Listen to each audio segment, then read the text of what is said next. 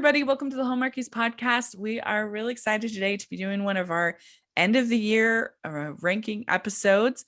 And today we are talking about the best of Hallmark Non-Christmas for 2021.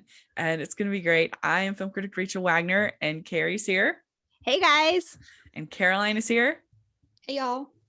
Yes. And you know what's interesting is that I did have kind of a negative, a little bit of a cynical view on the year as far as the non-Christmas.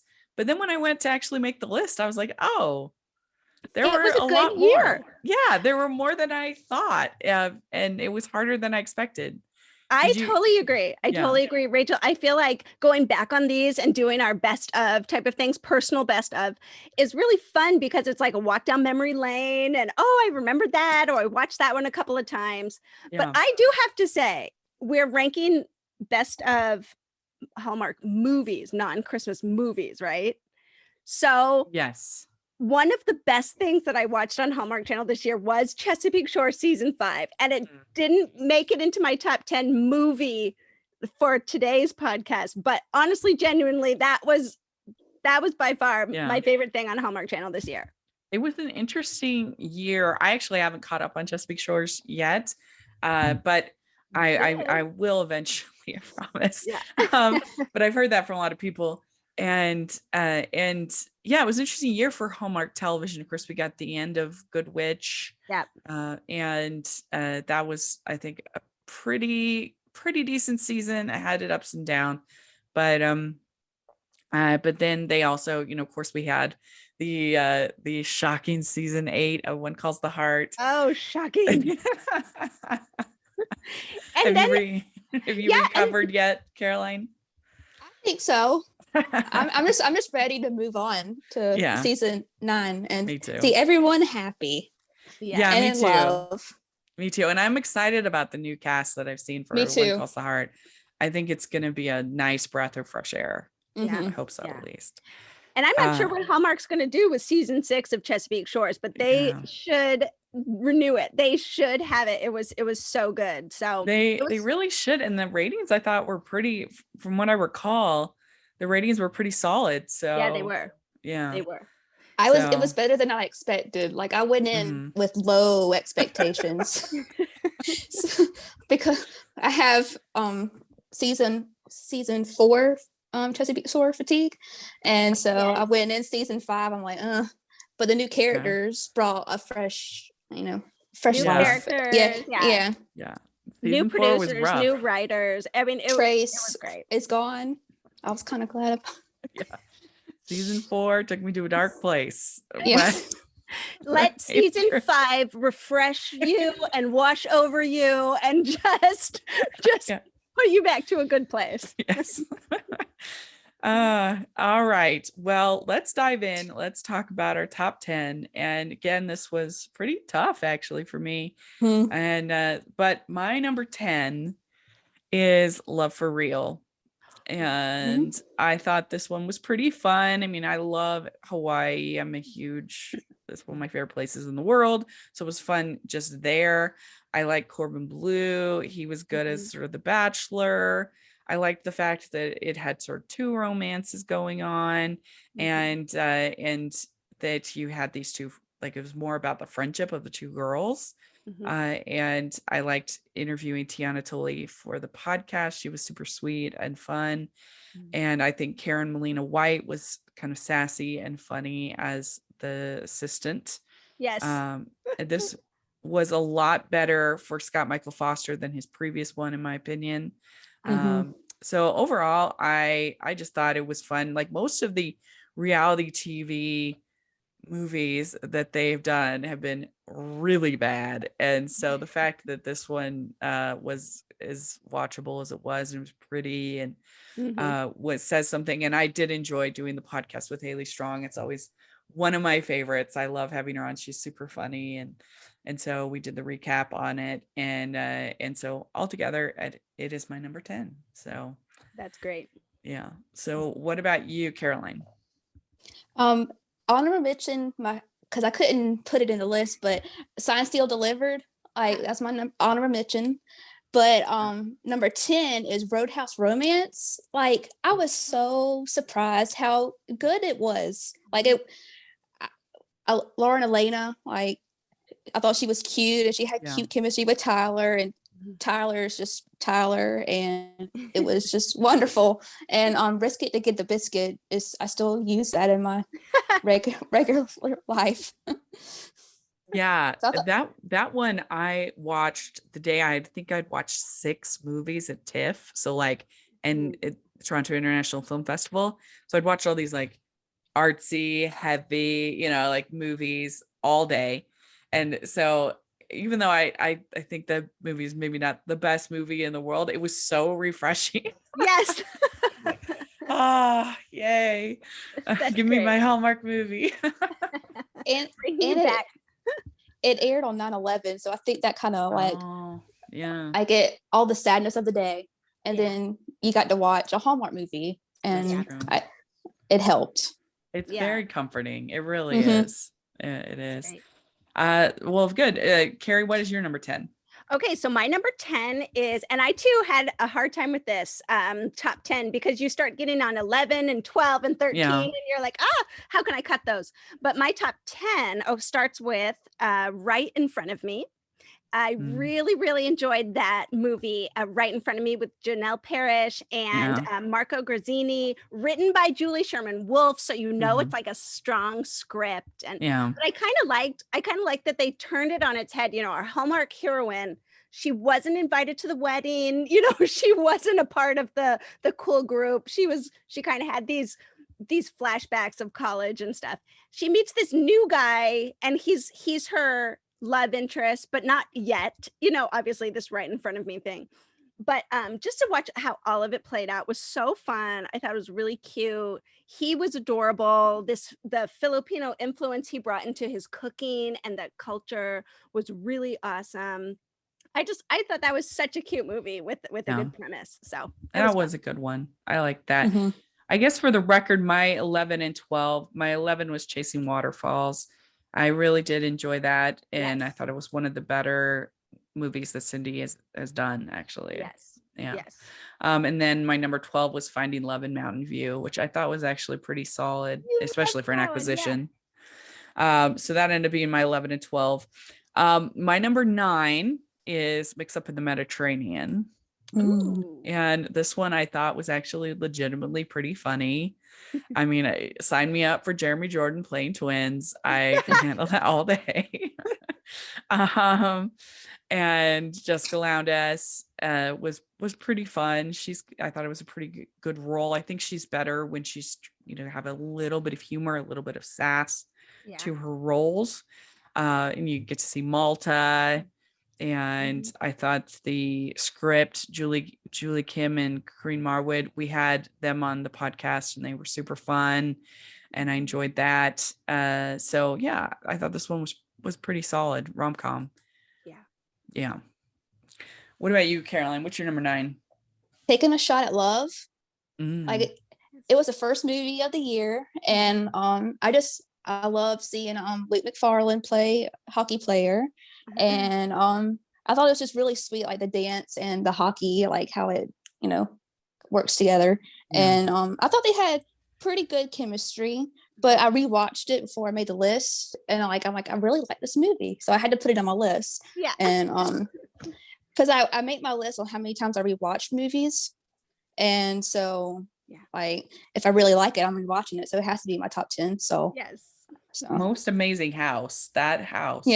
Oh, so beautiful. And the what was it, the Winterfest or whatnot, like with the was it outside like the Winterfest? The Avon Winterfest. And and Julie, who wrote this one, they've like started Winterfest in Avon where she lives, which is really cute. I think I remember seeing that on yeah. So fun. I have that higher. I enjoyed it too. It was certainly way better than this year's New Year's movie. Ooh. Yeah. We'll talk about that later. Okay, so my number 9 is Sweet Pecan Summer. Actually, I was surprised by that movie. And it was so Wes Brown and then Christine Coe, which I think this is her first Hallmark. She's funny. She is a comedic actress. She's really funny. I thought this was a genuine rom-com. Like the cast of characters surrounding them was funny. I liked this Southern Asian family who has this pecan farm. And I mean, they had good banter. I thought it was a great comedy for Hallmark, actually. So I loved it. Yeah, and you get to see Cammie's sister-in-law. Right. That's right, Cammie's sister-in-law. It was a supporting character. So that was fun to have her on the podcast. That was fun. Yeah. I mean, it's kind of like your typical Save the Farm movie, but it was like a fresh farm, like a different sort of farm, like a different sort of a, reconnect with your ex-boyfriend. I just thought it was great. Yeah. And I have to give Wes Brown some credit. I feel like he's taken some roles that are sort of more supporting roles. In Every Time a Bell Rings, and then in that, that I don't know, he seems like a pretty humble guy. I appreciate that. Yeah. And he looks cute in a baseball hat. Yeah. So give him that. Yeah. He's a baseball player who's cute. My number 8 is The 27-Hour Day.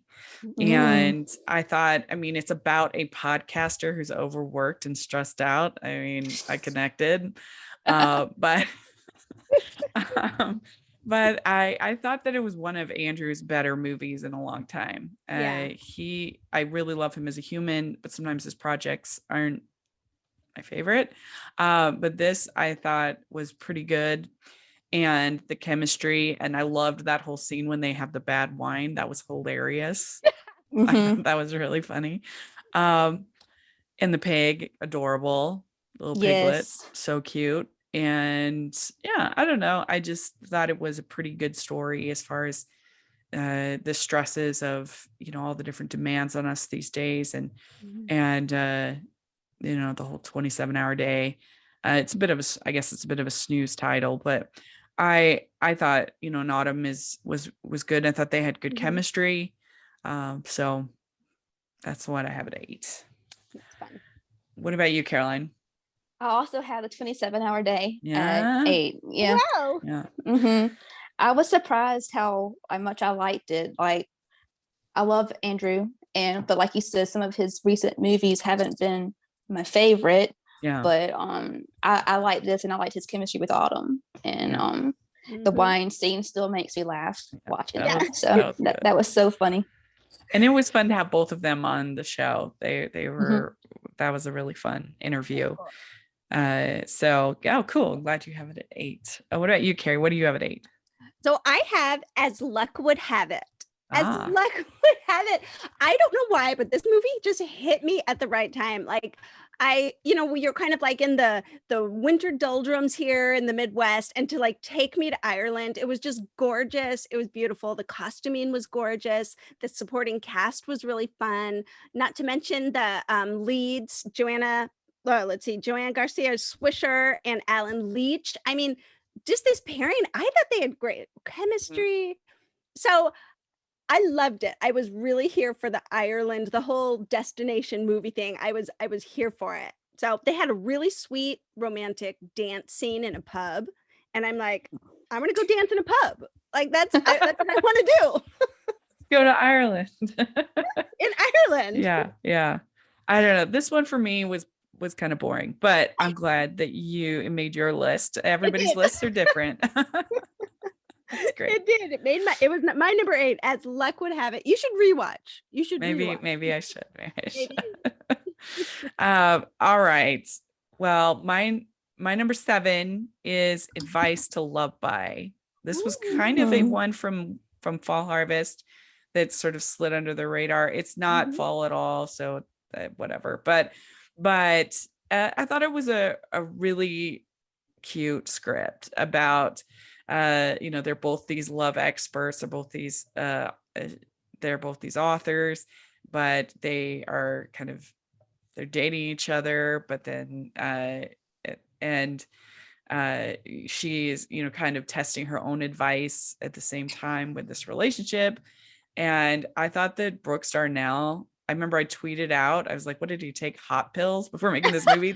He was so dreamy in this film. Yes. That I really enjoyed it.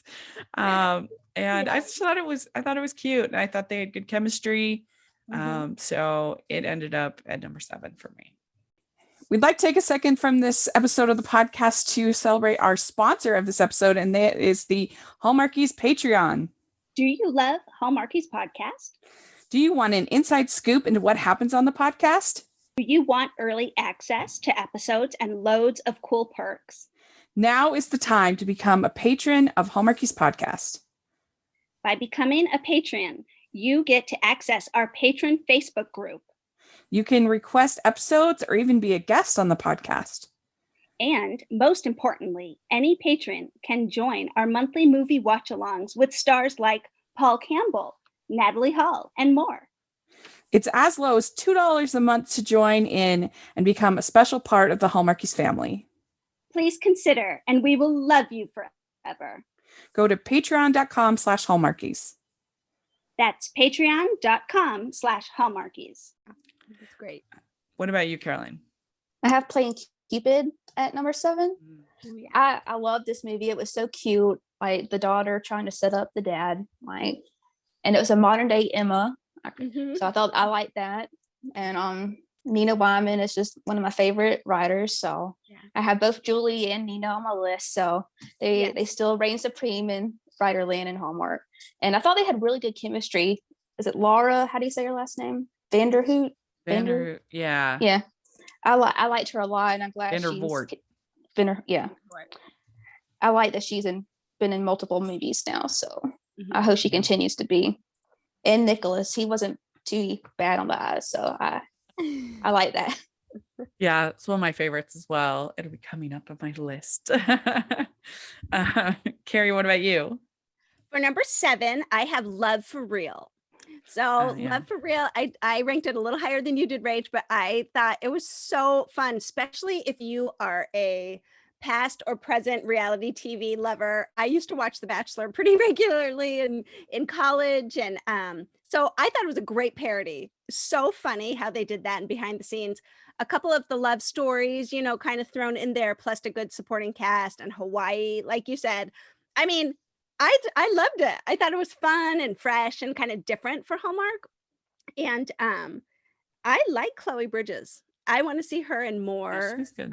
She was good. She was good. She was funny. I'd love to see her in another Hallmark movie.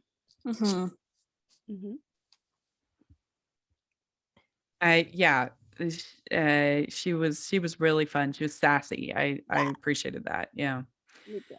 All right. Well, my number 6 is probably going to surprise some people, but it is Signed, Sealed, Delivered.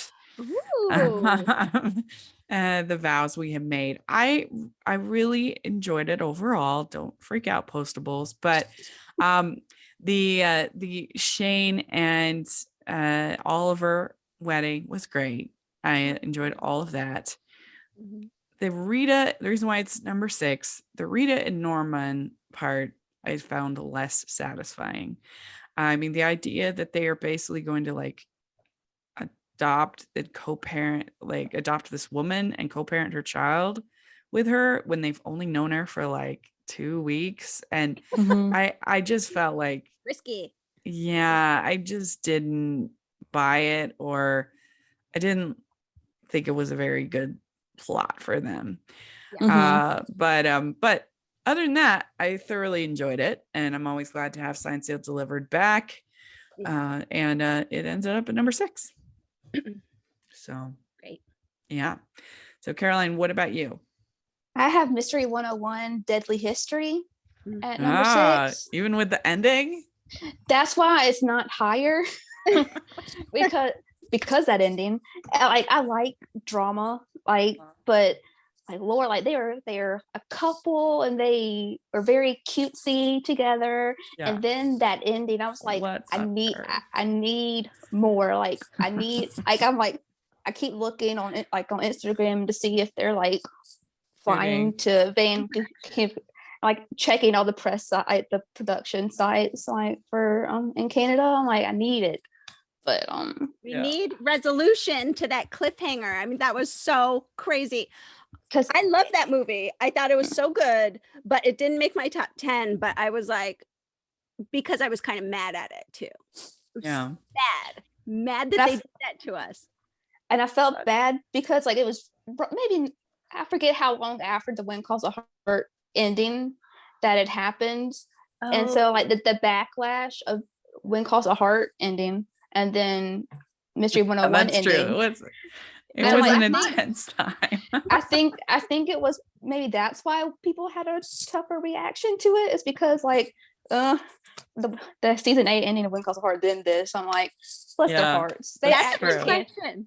Yeah. That's a good question. Like, would it have gotten, I think it would have gotten a reaction like it did, even if it wasn't in parallel to the When Calls the Heart ending, because that is such a beloved series. And that couple is so beloved too, Travis and Amy.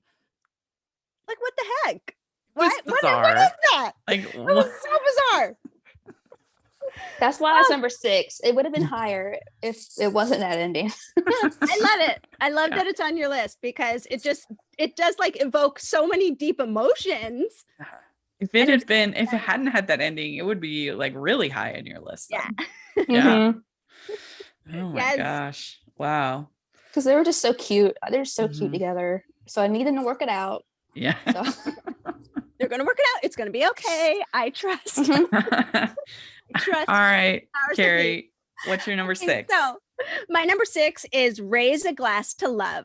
Raise a Glass to Love was a Fall Harvest movie, and it surprised me. It really surprised me. I think I went in going thinking that it would just be kind of a normal Hallmark movie that I just enjoyed, but they made me so invested in each character's development, and then together they had such good chemistry that I think by the end, when they had their Hallmark happily ever after, I had tears in my eyes. I was like, why am I crying over this? But they really made me love them, and I was invested in their stories. I love that the wine aspect and the sommelier aspect, that she was really working hard to, pursue her dreams and stuff, and challenged him. And I don't know, I just thought it was really a beautiful movie. Well, it's good that you have it at 6 because I have it at 5. Raise a Glass to Love.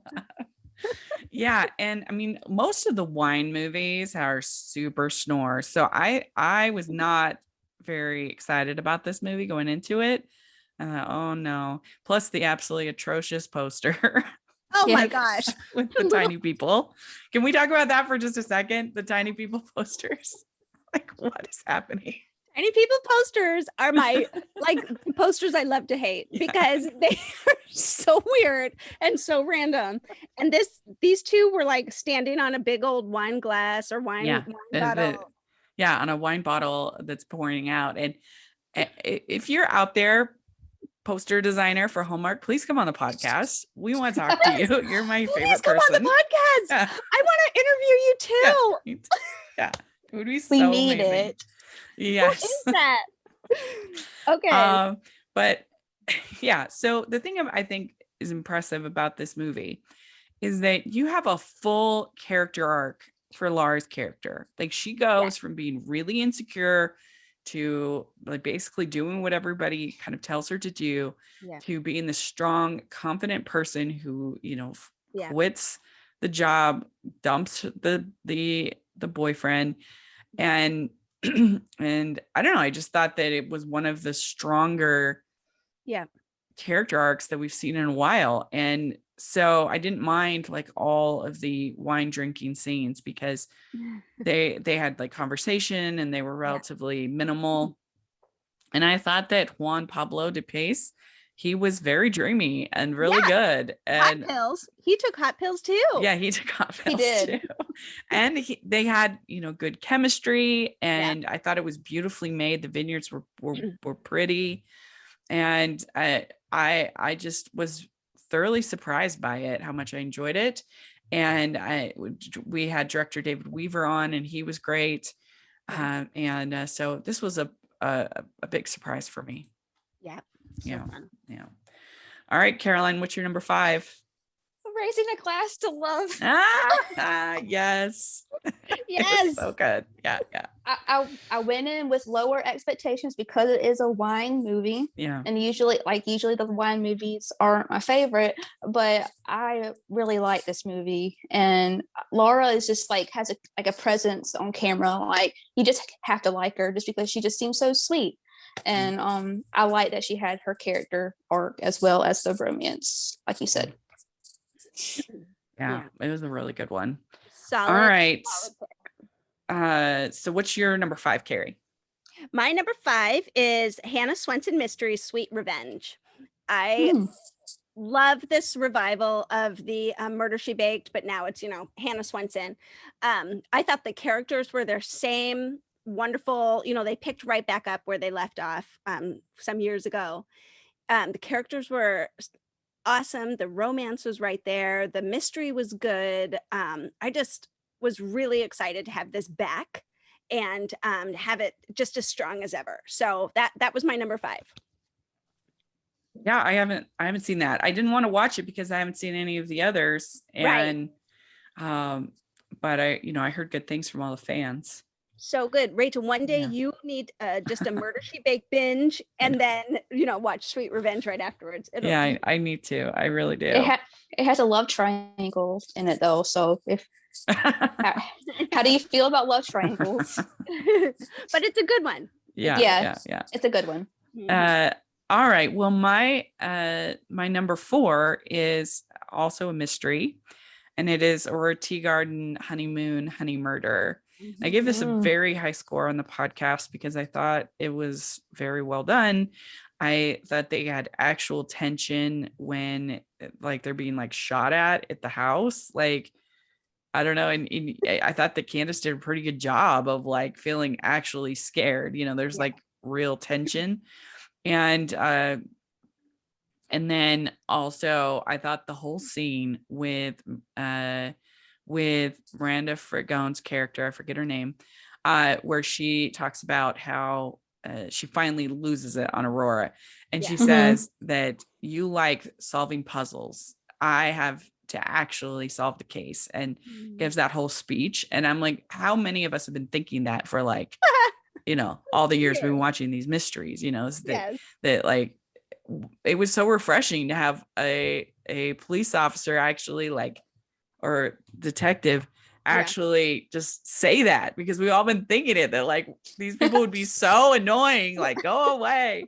And I thought it was very satisfying. Well, and they brought an authenticity to Garden's story. I think that it's all been a little fantasy since then. And I liked Mary Lou Henner's role in that one as well, where she gets kind of involved. And Nile Mater's always great, so sweet. So this one I thought it was the best Aurora Teagarden I've ever seen. Ooh. Hot take. Yeah. You heard it here, folks. Plus they're married, and so like there was like a little bit more affection. This is our honeymoon, which is nice. So I really enjoyed it. That's fun. Caroline, what's your number 4? Aurora Teagarden, But Till Death Do Us Part. Okay. Yeah. I like this because she's actually has a reason to be like involved with this murder mystery, because her dad was a suspect. So like it wasn't like she was like getting involved where she shouldn't be. Like it was her dad. And I like that they got married. I thought it was very sweet. Now as a groom just makes my heart happy apparently. And I just liked it. And seeing Mary Lou Henner like as the mother of the bride, it was cute too. So I just love that mystery series. Like just the whole cast has good chemistry, not just Candace and Niall, but all of them do. How do you feel about the prequel coming up? I'm excited about. I can't because I think Candace's daughter is playing her, and I saw what's the Lexa's Insta story that her daughter was working on it too. So maybe her daughter is also playing like Sally you know? Oh. Yeah, So I knew that that Natasha was playing Aurora. Yeah, it's gonna be interesting to see if it pulls off, you know, if it's kind of a gimmick. What do you think about that, Kari? Well, I made the mistake of going back to the 90s books and actually starting to read the Aurora Teagarden series because they're so different. And so this Sally in the movies, I like her a lot better than the Sally in the in the books. She is like 20 years older than Aurora Teagarden, and the way they meet is really just different and kind of interesting, but not as satisfying. So I'm hopeful that this movie, it's obviously going to be a total fabrication, like totally different than the book. So I'm curious as to what it will be.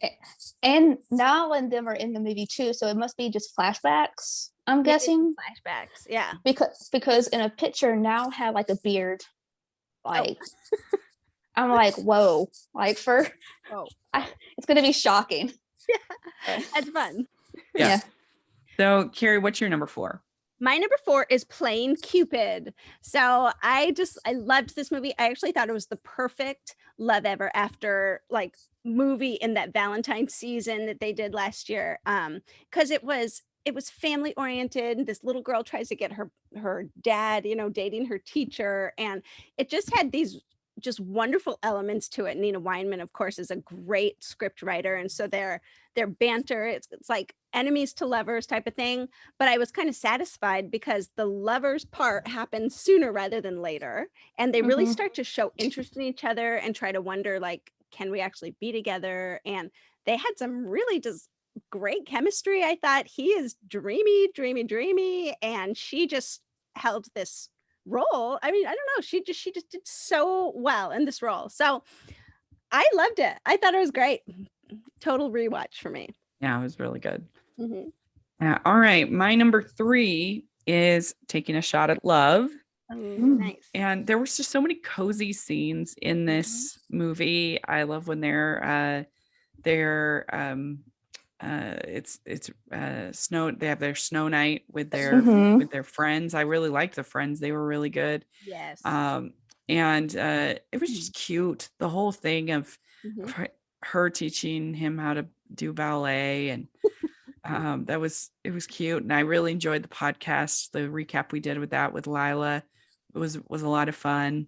And yeah, it's got a good script and amazing house. Yes. Well, I just enjoyed it. So it was my number 3. That's fun. Yeah. What about you, Caroline? Right in front of me. I was excited. I was surprised how much I enjoyed the movie. Like, because I went in thinking they were going to be friends from like growing up, and but I like that they just met each other and they had that instant chemistry. Yes. And I love the culture. Like, they brought in a culture, and I just think Janelle is so cute in Hallmark movies. Like, I watched her on Pretty Little Liars, and her character on Pretty Little Liars is completely different than her Hallmark movies. So I like seeing her in Hallmark movies, and I just really enjoyed it. And I hope she continues to do them, because I think she's really cute in them. Yeah.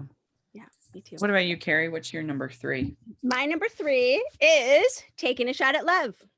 So I thought this was the perfect transitional movie from Countdown to Christmas to Winterfest, or to these new, just a new year. I even think, correct me if I'm wrong, I think her awesome cute house was still kind of decorated for Christmas even. Like, it had these white trees, and it was really wintry, but it was like, oh man, it wasn't so abrupt, like, oh, we're out of Christmas now. It was cozy. They had cocoa, they had a fire, there was snow. I thought it was the perfect transition movie. And then on top of that, Julie Sherman Wolf's script was so good. It was funny. I remember thinking, has Luke McFarlane always been this funny? Like, he was funny. The way he played his role, the way he got into the dancing, the ballet, and the rehab he had to do, like, he was funny in this movie. So I thoroughly enjoyed Alexa Penavega. She's beautiful. She's just this, I don't know, she had a great kind of presence about her. And so it really was a good like recovery movie from Christmas. Yeah. It was. You're right. Eased me into the new year. So that it was a great, and like you said, it was the first movie of 2021, the very first one. And it stayed at the top, stayed. I mean, it really held up the whole year. It was great. Yeah. Have you got a Hallmarky, Hardy, Postable, or Sleuther in your life? Are you looking for the perfect gift for your loved one? Look no further than the Hallmarkies podcast merch store. We have designs from artists like Jessica Miller and Kari at Hallmark Comics. At the store, you can declare your team, like hashtag Team Lucas or hashtag Team Nathan. And you can also have your hashtag shirts with hashtag postables, hashtag Hardies, hashtag goodies. We've got the Love Me Like series where you can get designs such as Love Me Like Nick Loves Aurora. And there's also great stories beyond Hallmark like Anne and Gilbert from Anne of Green Gables, or even Han and Leia from Star Wars. And it's not just shirts, but notebooks, mugs, pillows, and cell phone cases. Your support of the merch store helps keep the podcast going, and we are so appreciative. There are frequent sales, so go to tpublic.com/stores/Hallmarkies or follow the link in the description. That's tpublic.com/stores/Hallmarkies. Over on my other channel, I have a series called Family Movie Night, where every Monday I review family appropriate films. And I only did 2 Hallmark movies from this year over on Family Movie Night. So that's my top 2. Those are the 2 I liked the most. Oh. Yeah, so I'll put a link if people want to watch those reviews. But my number 2 is Playing Cupid. And the only thing that I have to ignore is it is not a modern day Emma. It is not like Emma at all. Just because you have somebody matchmaking does not make it like Emma. It's not Emma. But nevertheless, it was still really cute. And I thought that it had some real swoon-worthy scenes. And I liked the whole scene where they're singing Ain't No Mountain High Enough. That was great. Mhm. I liked, both the leads. The little girl was cute. Her whole little kind of romance was cute and how that was handled. And I thought it had some humor in it. It was a good script. So it ended up at my number 2. Awesome. Yeah. And please stop with Jane Austen Hallmark. I hate it so much. It makes me so upset. These loose adaptations crack me up because I'm like, it's so loose. You can't even call it an adaptation anymore. Yeah. But that one was so good. It made all of our top 10. I love it. Yeah. All right, Caroline, what's your number 2? My pen pal. I love this movie so much. Like, it makes me happy watching it. Just, I was surprised like how good it was. So that guy, what's his name? The lead guy, Josh Sassy. Yeah. I need him in all the movies. He was like, so good. Hello, sir. Yeah. It was so good. Like, and the only thing I didn't like was the wishy-washy bride. Oh yeah, you didn't like her? Yeah, I didn't like her, but the romance with the lead romance I really liked. So yeah, very good. All right, what's your number 2, Kari? My number 2 is It Was Always You. I can't even tell you. This movie got so much hype before and after, but watching it in real time was such a satisfying experience. I was like, this movie is so good. This movie is so good. Is this really this good? How can it be this good? And every scene, every conversation, every line in the script, I'm like, that's exactly what I wanted to happen next. Like, that's exactly what I wanted, where I wanted it to go. But it was so satisfying. Obviously, their chemistry, Tyler Hynes and Aaron Krakow, was very good, to the point where you're like, are they dating in real life? Like, wait a minute. But that was very good. It was funny. The supporting cast was funny. Grandma, sister, brother, I loved that. I don't love a movie where someone's engaged and they kind of like give their heart away to somebody else. Like, but this movie kind of didn't bother me too much because they both actually had history together where he had liked her for so long, and that was just incredibly romantic. So I love this movie. I have a feeling we're going to be seeing that again soon on another person's list coming up. It really held up. It was solid. It was solid. Not one of my favorites, but it was solid. All right. Well, my number one is Her Pen Pal, and I really loved this movie. I feel like it was kind of maybe a perfect Hallmark movie. They had such great chemistry. I mean, you got Paris is great. I actually kind of liked her friends and that whole plot. I thought that was good. There's just so many great scenes. I loved, the ending when they're dancing is great. They didn't overdo it. The like, how could you lie to me kind of thing, which I hate. That was kept pretty minimal. And I don't know. I thought Joie Boken did an incredible job with that script. And it was one of my favorite. I mean, I gave it a perfect score, a 5. Yeah. And I only did that one other time this season, and that was for Kiss Before Christmas. And so those were my 2 favorite for the whole year. So, oh, that's right. I love it. yeah, I thought they were very well done. Yeah. And it was very good. Yeah. All right, Caroline, what is your number one? It was always you. It was just so sweet. And like, I kind of like sometimes the fiance, and they, basically cheat. But I like that it was a year after for the ending. It made me feel better. Because they had time apart and they still liked each other after, so I'm like, but the chemistry, like you said, people were like, are they dating in real life? I'm like, I don't think they are. I feel like people always think that about Tyler's movies. Like he just has, I mean, we joke that the next movie, we're just going to take someone off the street and be like, you're in a Tyler Hines movie. And he had chemistry with that person. Oh, yeah. But she brought the hype too. Yeah. Erin. Yeah. The hype, I was worried. I'm like, please let the hype be worth it. Like, please let the hype be worth it. And it worked for me. So yeah. Me too. Well, and Kathy Cloves, I think is her name, the writer.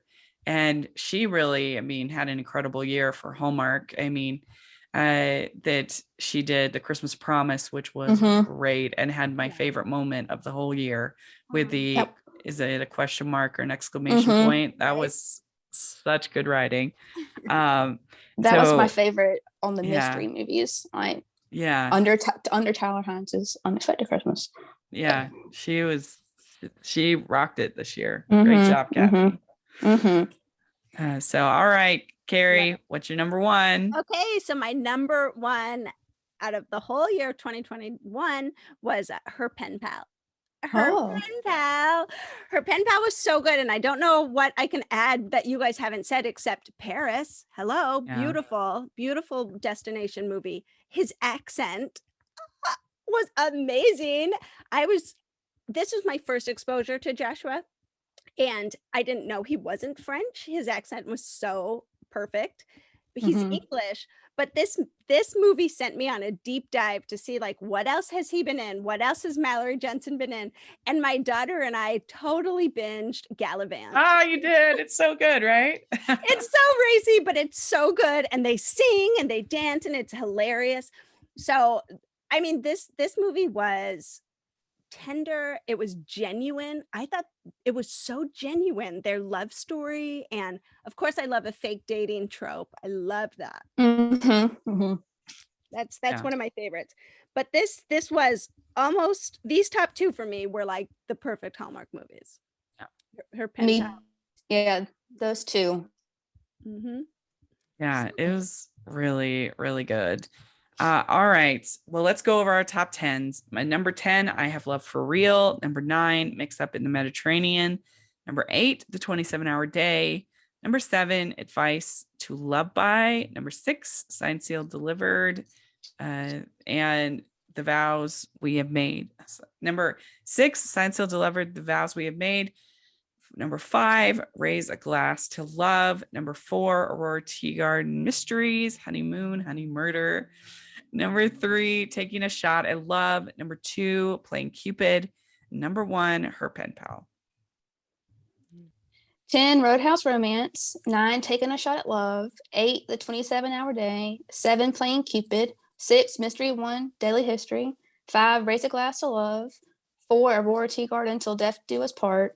3, Right in Front of Me. 2, My Pen Pal. And 1, It Was Always You. Very good. And Kari? Okay, top 10 for me this year. 10, Right in Front of Me. 9, Sweet Pecan Summer. 8, As Luck Would Have It. 7, Love for Real. 6, Raise a Glass to Love. 5, Hannah Swenson Mystery Sweet Revenge.